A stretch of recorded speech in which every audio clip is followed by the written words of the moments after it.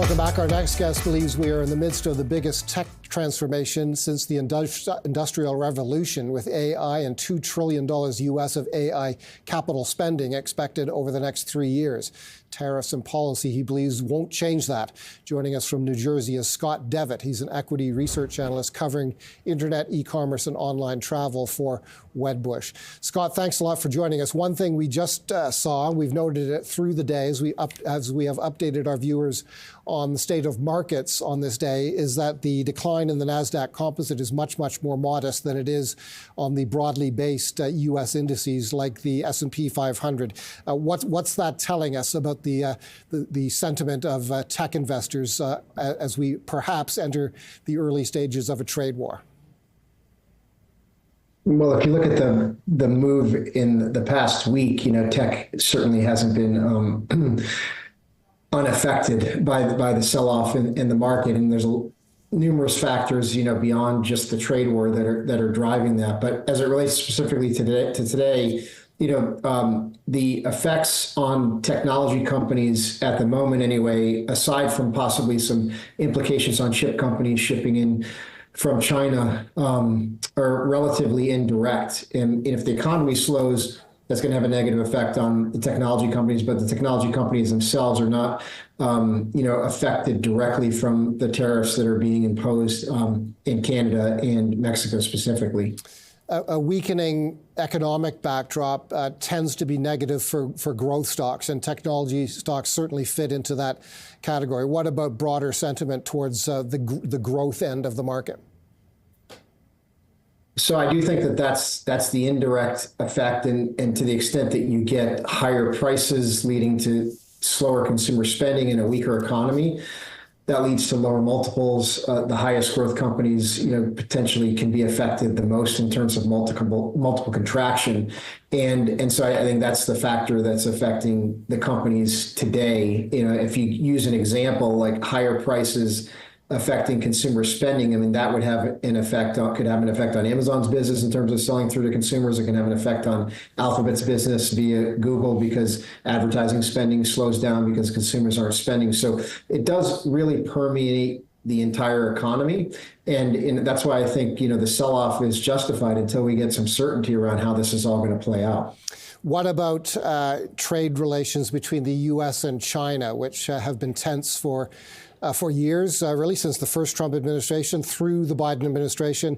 And one element of that trade tension is U.S. restrictions on chip sales to the country of China. How does that play into all of this?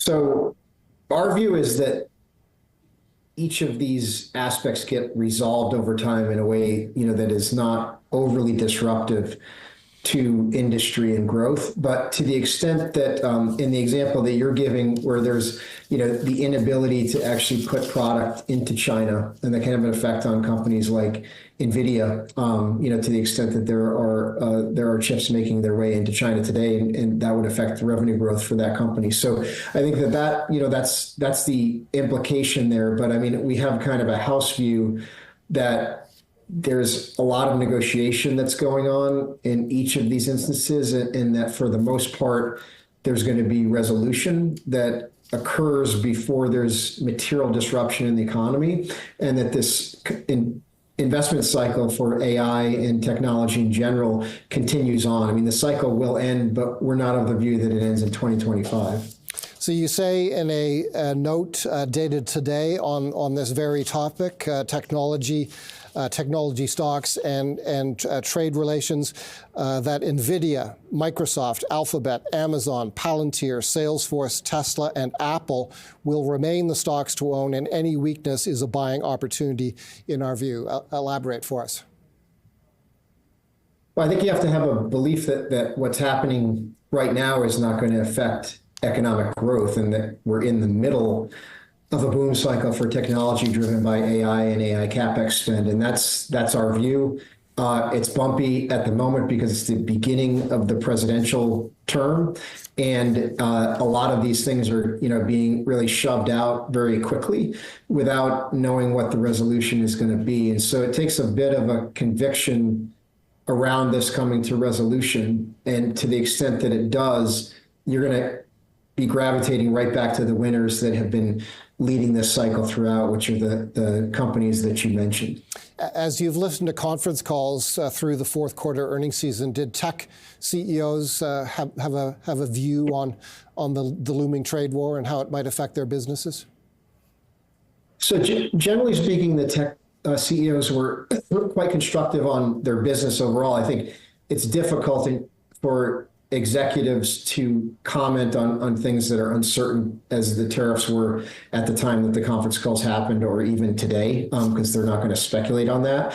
But I think that the main issue that the companies faced going into 2025 is that the U.S. currency had appreciated by 400 basis points since the prior quarter. And so they were all guiding into 2025 against an emerging headwind, just simply from a mathematical standpoint.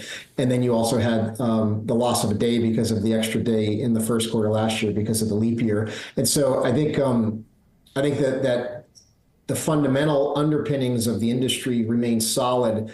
The environment to guide into was difficult. And then you have this emergence of uncertainty, which is very difficult for the management teams to quantify, which layer in an extra amount of conservatism into that guidance until there's better information on it. And here we sit, a good 5-6% lower on the NASDAQ.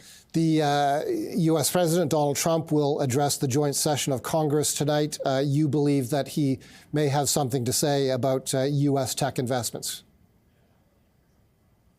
Well, I think that you're going to see, you've heard, a number of investments that have been disclosed by companies in the United States, and that's the focus of this president, and that will likely continue, and that there will be, investment from the government as well to drive growth.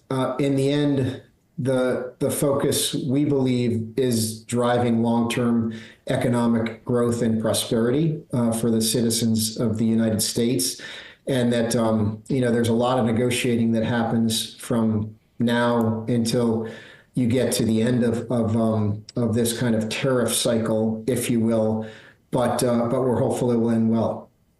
Scott, thank you very much for this conversation. Scott Devitt is an equity research analyst covering